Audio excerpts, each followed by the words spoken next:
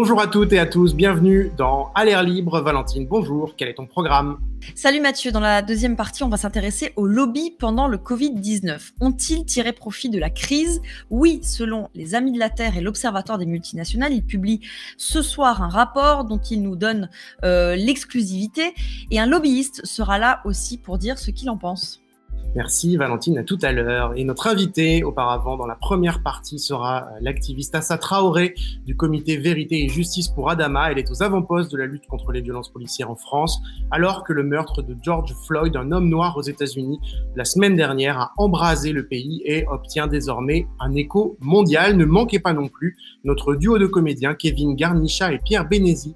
Ils viennent de lancer un nouveau parti qui s'appelle le Parti du Doute. C'est très fin et très drôle. Je vous rappelle les deux adresses où vous pouvez nous écrire, alairlibre@mediapart.fr pour nos témoignages, covid@mediapart.fr pour vos infos, vos documents d'intérêt général. À l'air libre numéro 51, déjà, c'est parti.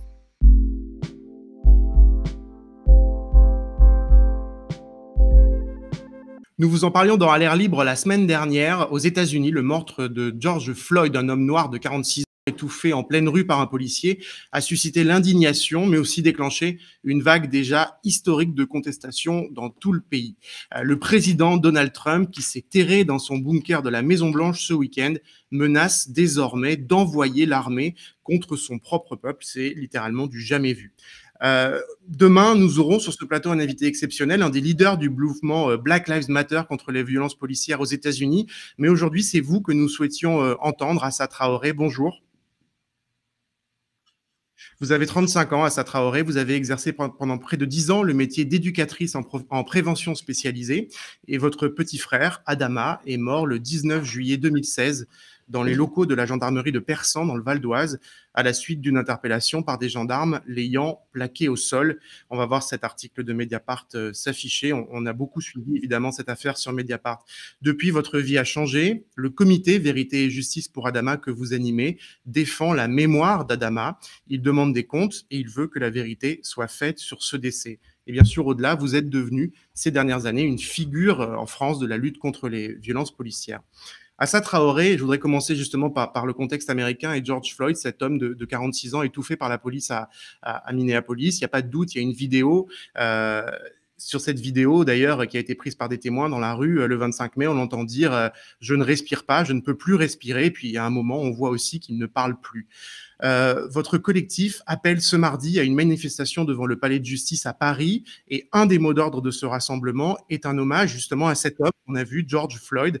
Assa Traoré, que nous dit ce meurtre qui a, on le répète, depuis littéralement embrasé les États-Unis?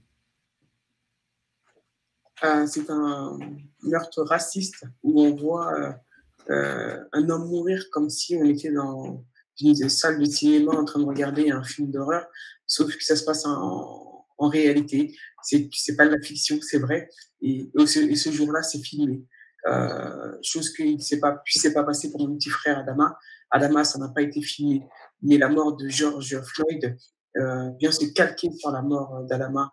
Ils ont porté le poids de 3 policiers, de 3 gendarmes sur leur corps.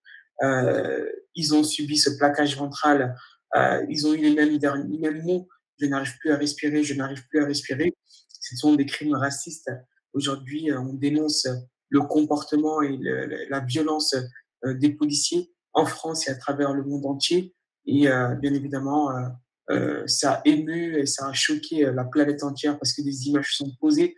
Nous, ça fait 4 ans qu'on se bat. On se bat sans images, mais on se bat avec la parole des gendarmes. Ces gendarmes ont dit le soir du 19 juillet, quand mon frère va mourir, qu'Adama Traoré a porté le poids de leurs 3 corps. Mon frère a porté plus de 250 kilos. Ils vont dire qu'Adama Traoré a subi un plaquage ventral.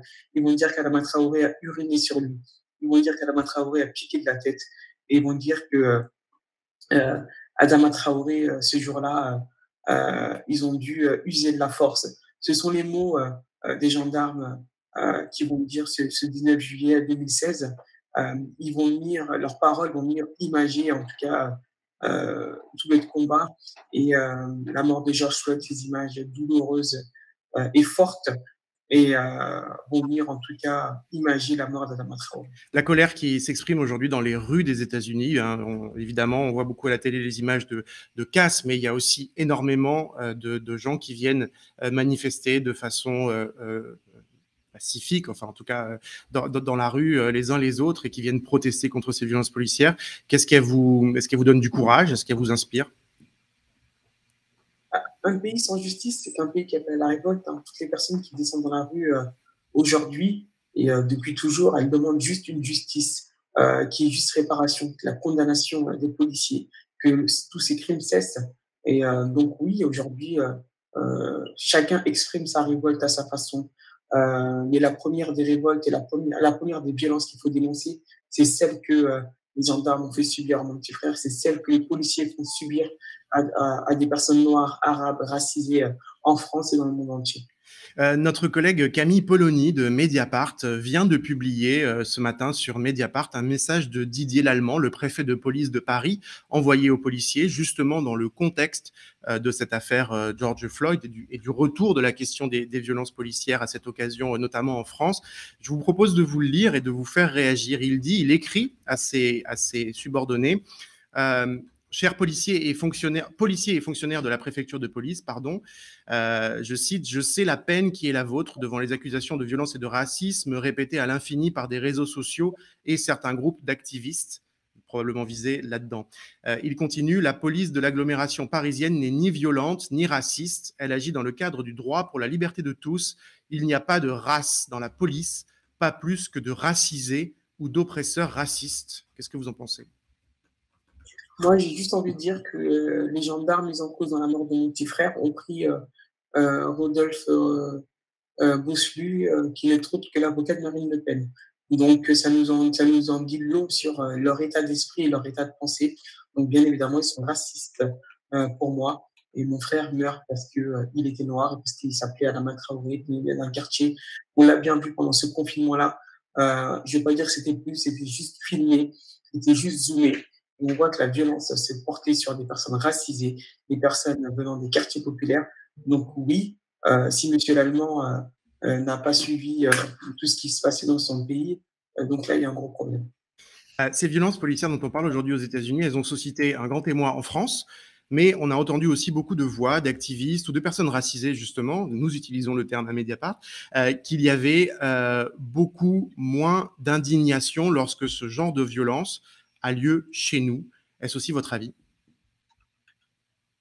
Aujourd'hui, je pense que la France doit prendre exemple sur la façon dont s'est levé le pays aux États-Unis, les États aux États-Unis, et comment il y a une mobilisation si forte.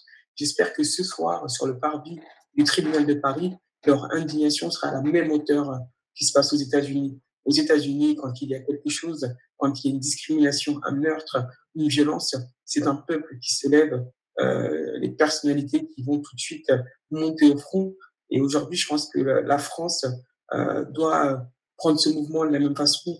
Le comité Adama, aujourd'hui, on essaie de faire un maximum pour que les violences policières soient mises vraiment au haut de la liste et une des priorités de l'État et du système pour que nos vies puissent être vécues de la meilleure des façons. Donc aujourd'hui, je pense que l'indignation sera très forte ce soir. On attend énormément de monde et que ça sera porté devant le parvis et dans les rues de Paris. Une petite précision, hein, cette manifestation, elle a lieu à l'heure où nous sommes diffusés, puisque nous enregistrons cette émission un petit peu plus tôt dans la journée. Donc, à l'heure où nous parlons, vous êtes justement dans cette manifestation dont on va revoir le flyer, l'annonce s'afficher. On l'a passé pendant que vous parliez ce soir, donc à 19h devant le Palais de Justice de Paris. Assa Traoré, vous avez écrit un livre, coécrit un livre avec le philosophe et sociologue Geoffroy de Laganerie, qui s'appelle « Le combat Adama ». Et dans ce livre, il y a une phrase qui m'a frappé, qui est souvent citée. On va la voir s'afficher. Vous écrivez « Mon frère, quand il se fait attraper, 3 gendarmes montent sur lui. Ça représente 250 kilos. » Vous l'avez déjà dit un peu plus tôt. Et après, il y a cette phrase « Ça aurait été un corps blanc, il ne l'aurait pas fait parce qu'en fait, le corps noir n'est même pas considéré. Le corps noir est considéré comme ayant beaucoup de force, comme pouvant supporter beaucoup de choses, comme pouvant supporter la maltraitance, comme pouvant souffrir et ne rien dire. » Alors, je sais que c'est extrêmement fatigant quand on est un activiste de devoir toujours tout expliquer à tout le monde, mais pour un auditeur de l'émission qui ne serait pas complètement convaincu de ce que vous dites, il y en a beaucoup. Quelles images, quels mots, quels visages vous utiliseriez pour lui raconter comment, oui, effectivement, les corps des Noirs sont davantage ciblés, visés, criminalisés par la police? J'ai juste envie de dire, est-ce que le corps d'un homme blanc, le jour de son anniversaire, le jour de ses 24 ans, qui décide de prendre son vélo, mettre sa chemise à fleurs, son Bermuda et juste aller faire un tour de vélo, euh, aurait été pourchassé sans aucune raison par des gendarmes? Est-ce que le corps d'un homme blanc aurait pris le poids de 3 gendarmes sur lui, plus de 250 kilos? Est-ce que le corps d'un homme blanc aurait dit je n'arrive plus à respirer, je n'arrive plus à respirer, uriner sur lui et piquer de la tête? Est-ce que le corps d'un homme blanc, les gendarmes seraient passés devant un hôpital sans le déposer et apporter assistance? Est-ce que le corps d'un homme blanc aurait été jeté sur le bitume d'une gendarmerie pleine de gendarmes, menottes au poignet, au soleil, sans qu'on y apporte assistance? Et les seules personnes qui vont venir l'aider, ce sont les pompiers qui vont dire on ne peut pas les laisser mourir, retournez les menottes. Est-ce que le corps d'un homme blanc, sa mort aurait été déclarée dans une cour de gendarmerie à 19h05? Et la réponse, elle est non. La réponse, elle est que Adama est mort parce que le corps de cet homme noir n'est pas considéré aux yeux de ces gendarmes qui sont racistes. Et je le dis encore, leur avocat et l'avocat de Marine Le Pen, ils sont défendus. Le choix de cet avocat n'est pas anodin. Le choix de cet avocat représente leur façon de penser et leur façon de faire. Donc oui, bien évidemment. Et quand on voit que toutes les violences qui sont portées, la liste, elle est très longue. La plus grosse des majorités sont que des personnes racisées. Donc il y a une question à se poser.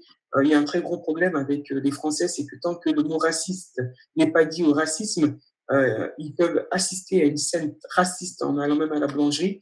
Tant que c'est pas dit, pour eux, c'est pas un acte raciste. Et en fait, ce message s'adresse à toutes ces personnes-là. Il faut que eux ne soient pas passifs. Il faut qu'ils dénoncent. Ils ne peuvent pas rester spectateurs des actes racistes, même qu'ils peuvent voir en bas de chez eux sans le dénoncer. C'est participer. Et en tout cas, en le dénonçant, c'est sauver des vies. Et ça, c'est important.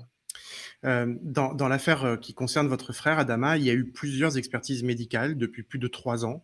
Toutes concluent à une mort par asphyxie, ça c'est le premier point, mais il y a une expertise qui affirme que c'est la compression exercée sur sa cage thoracique lors du plaquage ventral par les gendarmes qui a conduit à sa mort. C'est celle que vous privilégiez. 2 autres ont évoqué une défaillance cardiaque ou la conséquence d'un effort important, je cite, et de l'existence de pathologies préexistantes qui ont conduit à son décès. Et puis, il y a une autre expertise médicale qui vient d'être transmise au juge qui affirme qu'Adama Traoré, votre frère, je cite, n'est pas décédé à la suite d'une asphyxie positionnelle, mais d'un œdème cardiogénique. Alors, c'est des termes extrêmement techniques. En tout cas, vous, ce que vous avez répondu ce week-end, quand cette expertise a été rendue publique, vous avez répondu que vous la rejetiez totalement. Pourquoi? Alors, on ne pensait pas que les juges auraient fait aussi gros. On ne s'attendait pas à une expertise qui vienne tout de suite mettre en cause les gendarmes, parce qu'on a très bien compris que dans l'affaire Adama Traoré, les juges ont peur de la vérité. Les juges n'ont jamais fait un réel travail d'enquête. Elles se sont opposées à tous les actes que notre avocat a demandé. Elles se sont opposées à la reconstitution et toutes les expertises commandées par les juges sont bien évidemment pour couvrir les gendarmes.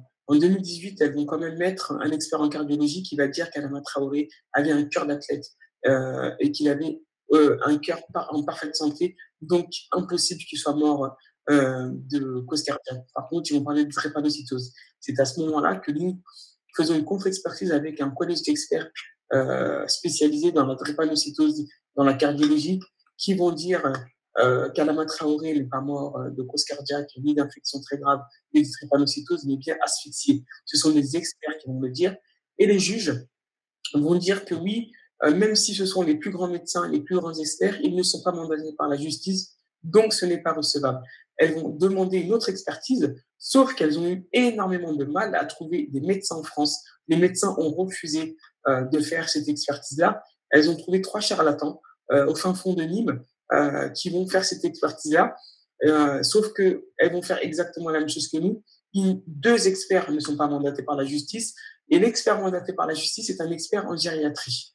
Et ces experts qui n'ont aucune spécialisation en cardiologie, en infectiologie, en drépanocytose vont remettre en cause l'avis des experts et qui vont dire qu'Adama Traoré n'est pas mort d'asphyxie sans justifier la raison et qu'il est mort de cardiologie alors qu'ils ne sont pas experts en cardiologie.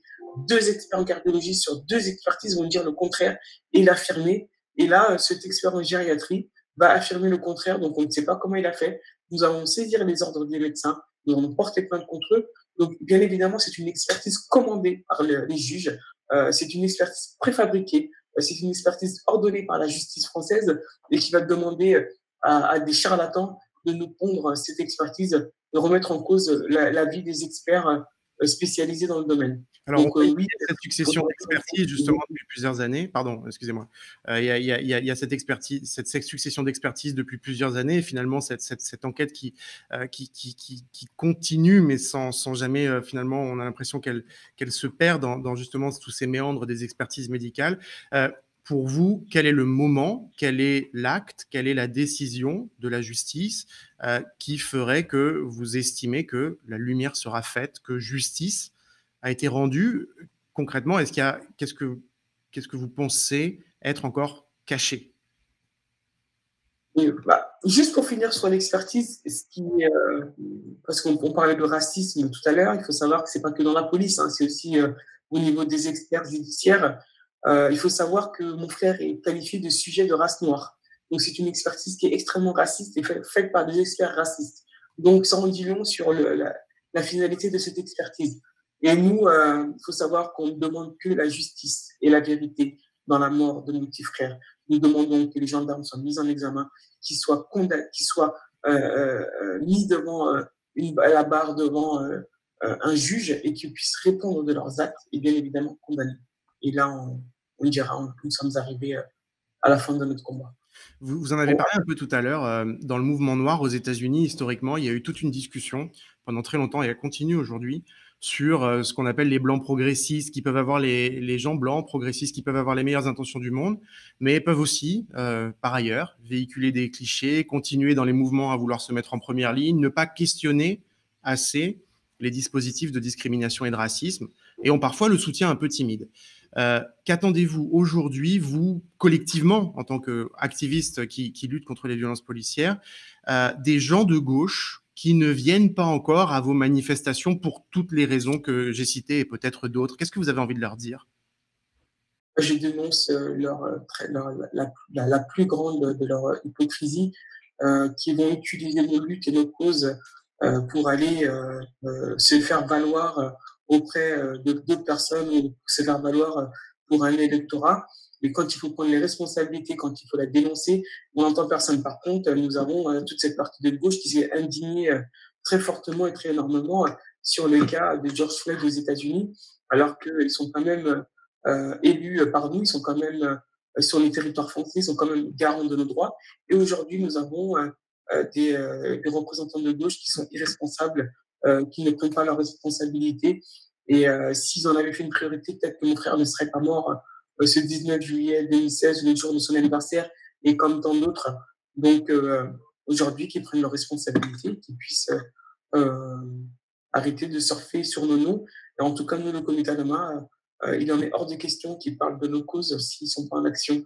Ils puissent se mettre autour d'une table, parler des violences policières ou des quartiers populaires, tant que ce n'est pas en action. Ça, c'est fini, ça.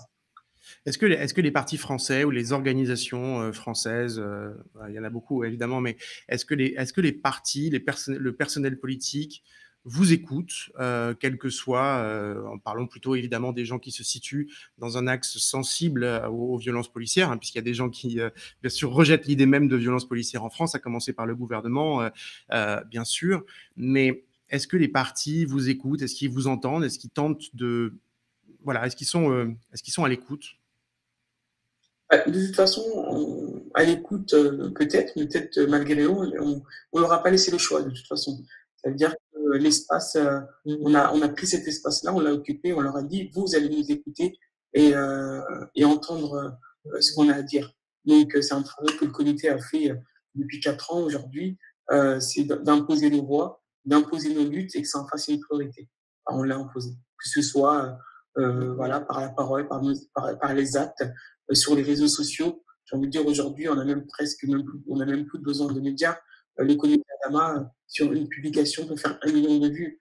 Donc aujourd'hui, je pense que le rapport de force, il est là. Et on va imposer la question, on va continuer à imposer la question des violences policières, on va continuer à imposer le combat de la discrimination des personnes racisées, des personnes dans la précarité, des personnes dans les quartiers populaires et toute la discrimination qu'il peut avoir.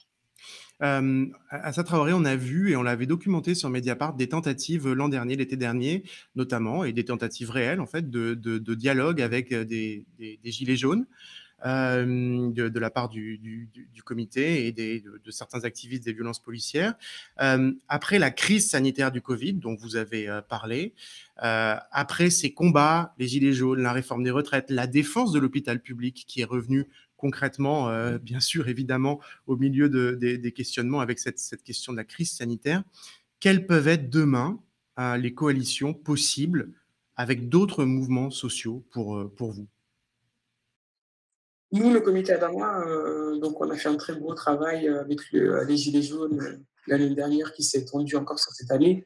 Et cette année, c'est une alliance qui s'est faite et qui se construit, qui continue à grandir avec le climat, voilà, qui prennent aussi leurs responsabilités sur ces questions-là et sur les êtres humains qui vivent sur Terre. Et vous parlez de la question climatique, c'est quelque chose que, par exemple, comment vous pourriez la connecter à votre lutte? Ça paraît assez loin, et pourtant, vous en parlez assez spontanément. Nous avons le même système, nous avons le même oppresseur en face de nous, donc faisons des alliances et renversons cette machine de guerre qui est le système, tout simplement. J'ai dit, ils subissent également des violences policières, hein, maintenant ça s'est élargi à une plus large population et à la population blanche. Et donc, nous avons le même système oppresseur en face de nous. Donc, bien évidemment, faisons des alliances et allons ensemble. Est-ce que battre Emmanuel Macron et Marine Le Pen en 2022, qui est un questionnement très large dans un grand espace, on va dire, progressiste, radical, de gauche, enfin, c'est le questionnement du moment. Est-ce que ça peut être un combat qui vous intéressera, dans lequel vous avez envie de vous impliquer, soit personnellement, soit au nom du collectif, dans lequel les victimes de violences policières doivent s'impliquer, et encore une fois, à quoi ça pourrait ressembler? Déjà, si on arrive à arriver sur la fin du combat avec Justice Adama et gagner, on changera énormément de choses. On fait déjà un travail politique sur le terrain et avec les voix qui portent à travers les membres du comité. Donc, notre but à nous aujourd'hui, c'est d'arriver à la mise en examen, à la condamnation et au procès des gendarmes dans un premier temps. Et là, on arrivera à changer quelque chose. Merci beaucoup, Assa Traoré. Vous êtes membre donc du comité Vérité et Justice pour Adama qui appelle ce mardi soir, en ce moment même, à une manifestation pour l'Américain George Floyd, tué par la police de Minneapolis aux États-Unis, et aussi, bien sûr, à la justice pour votre petit frère Adama, mort en 2016 dans la gendarmerie de Persan, à la suite donc d'une interpellation par les gendarmes. À bientôt sur Mediapart. Merci beaucoup. Merci à vous. Merci d'avoir été avec nous. Et dans un instant, vous retrouvez Valentine Auberti pour la suite de l'émission. Regardons ensemble maintenant notre duo de comédiens, Kevin Garnichat et Pierre Bénézy.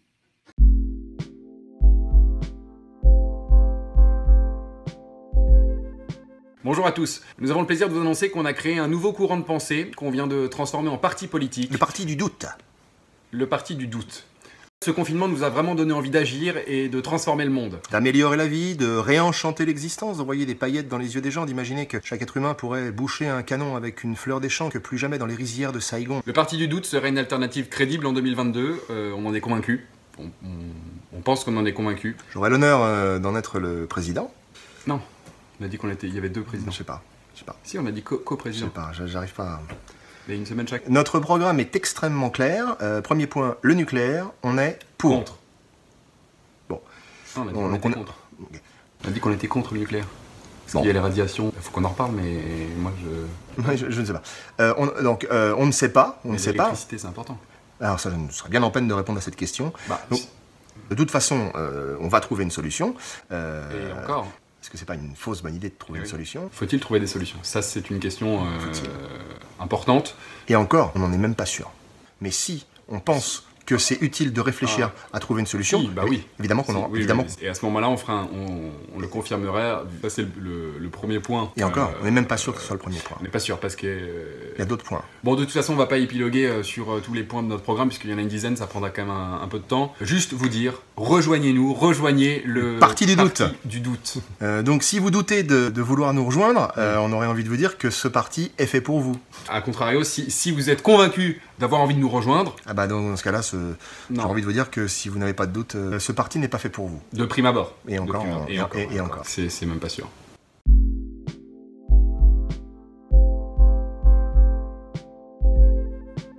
Les lobbies ont-ils tenté de tirer avantage de la crise de Covid-19? Pour en parler, j'accueille Juliette Renaud. Bonjour. Bonjour.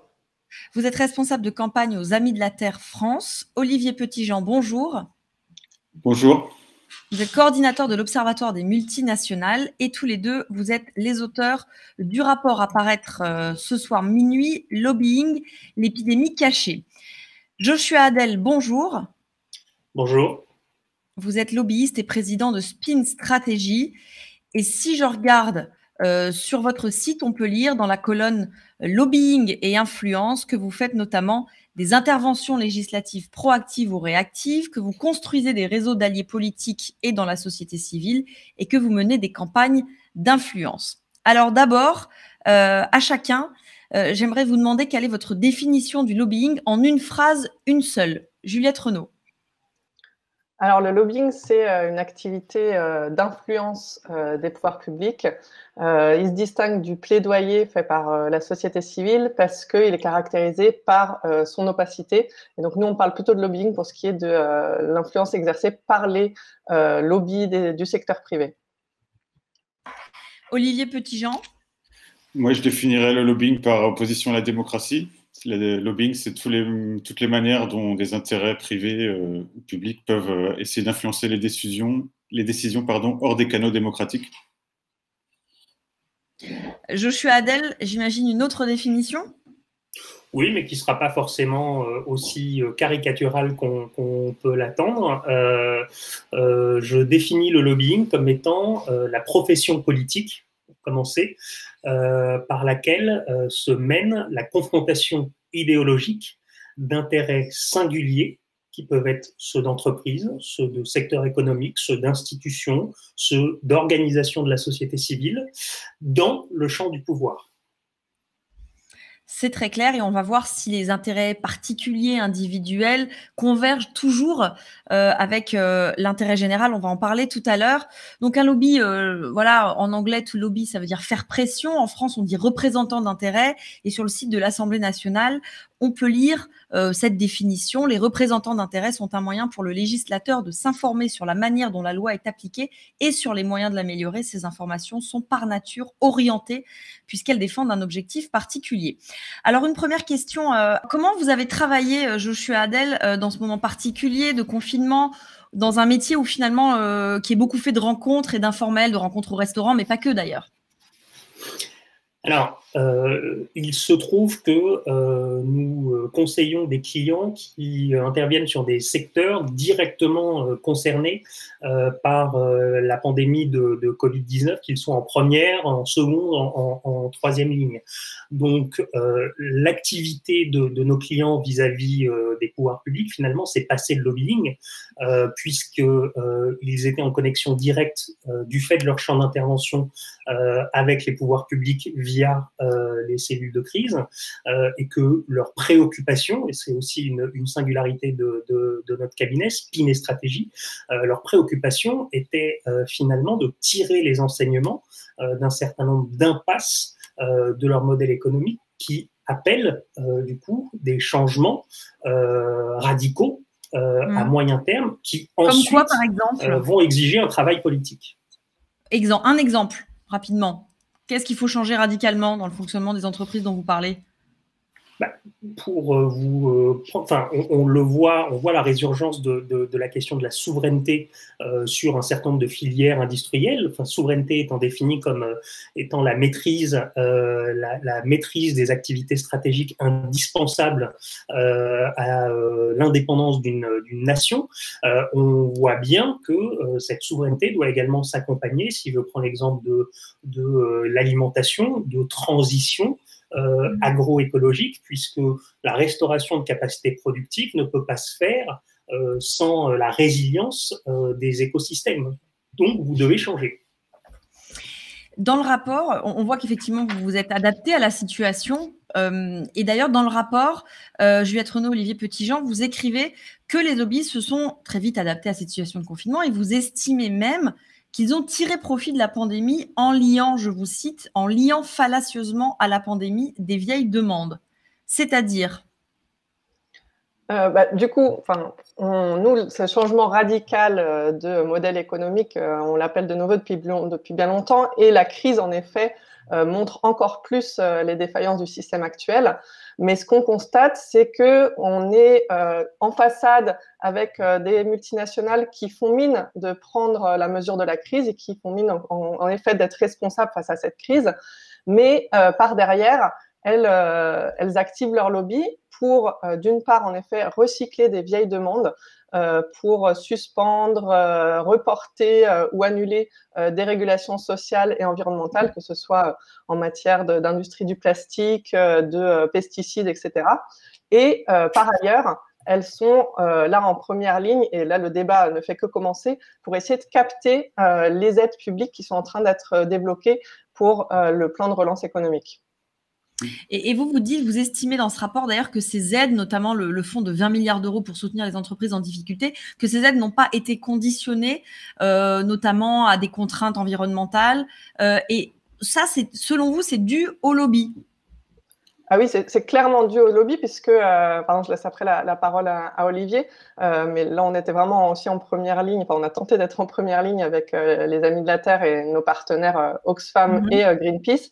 On a porté comme recommandation le fait d'associer des conditions contraignantes environnementales à ces aides. Ça a été relayé par certains parlementaires qui ont déposé des amendements, et ces amendements ont été rejetés pour mettre à la place une vague mention de la responsabilité sociale des entreprises. Donc, on est toujours sur cette bataille entre engagement volontaire qui finalement ne servent à rien et obtenir des régulations contraignantes.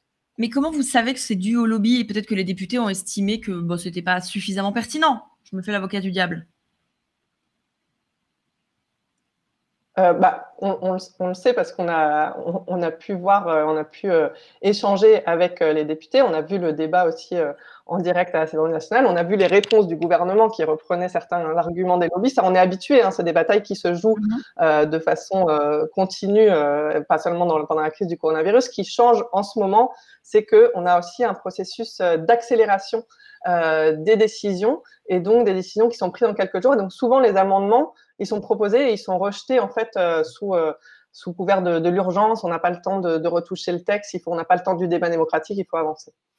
Joshua Adel, une réaction. Est-ce que là, on peut considérer que des amendements au texte sur les aides, notamment d'État, vont dans le sens de l'intérêt général? C'est l'illustration parfaite de la définition que je proposais du lobbying, comme étant, encore une fois, une confrontation idéologique entre des intérêts singuliers, dans une approche gramscienne que nous revendiquons. Pourquoi ?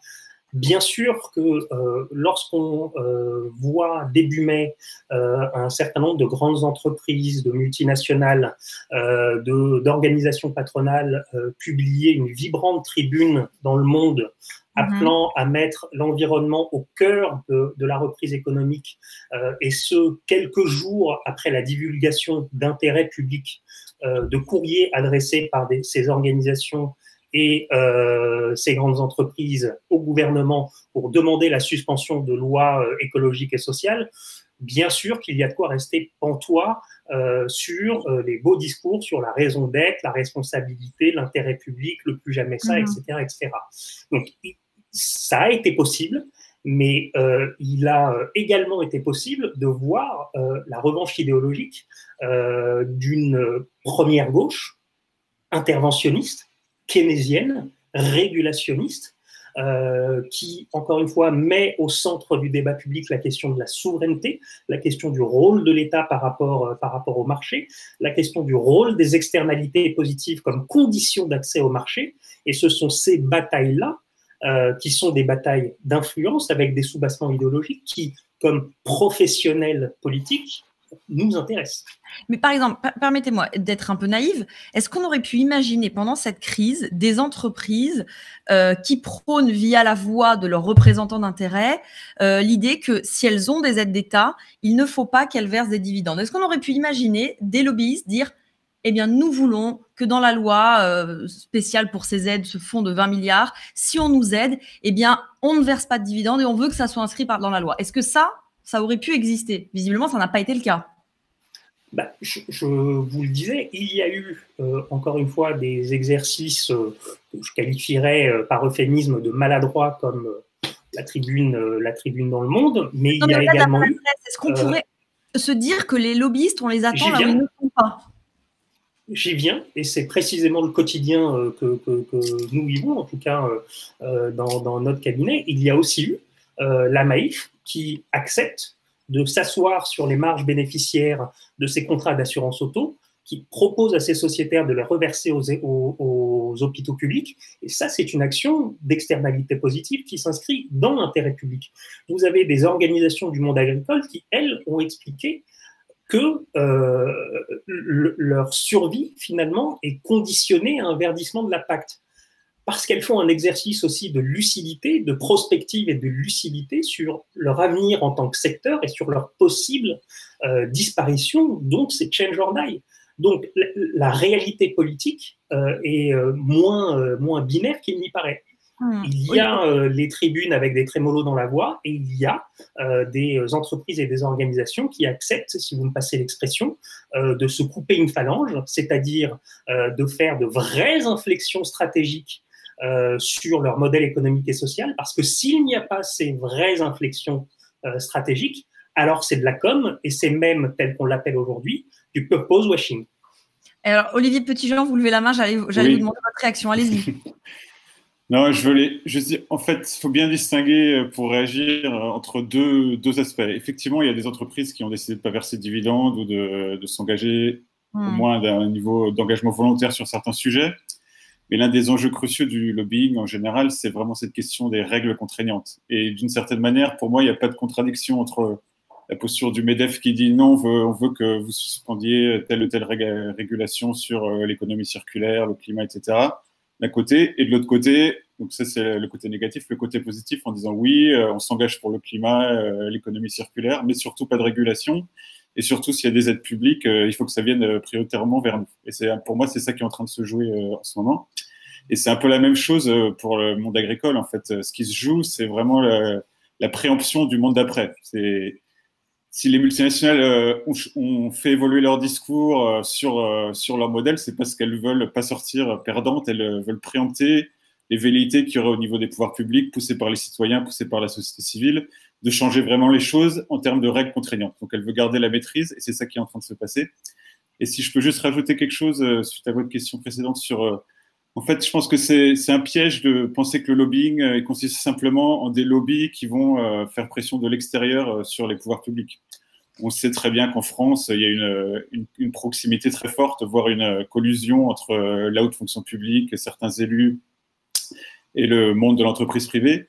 Et ce qu'on observe en ce moment à la faveur de la crise du coronavirus, c'est donc ce contexte d'urgence sanitaire, mais justement, on nous prévient déjà que l'urgence sanitaire, elle va faire place à l'urgence économique et sociale, et donc on va continuer comme ça. C'est vraiment un rapprochement, et ça a été évoqué par Joshua, des cercles de crise, le pouvoir exécutif qui prend un beaucoup plus gros rôle que d'habitude. Déjà, il a un rôle excessif en France, mais c'est encore pire que d'habitude, avec des procédures d'urgence parlementaire.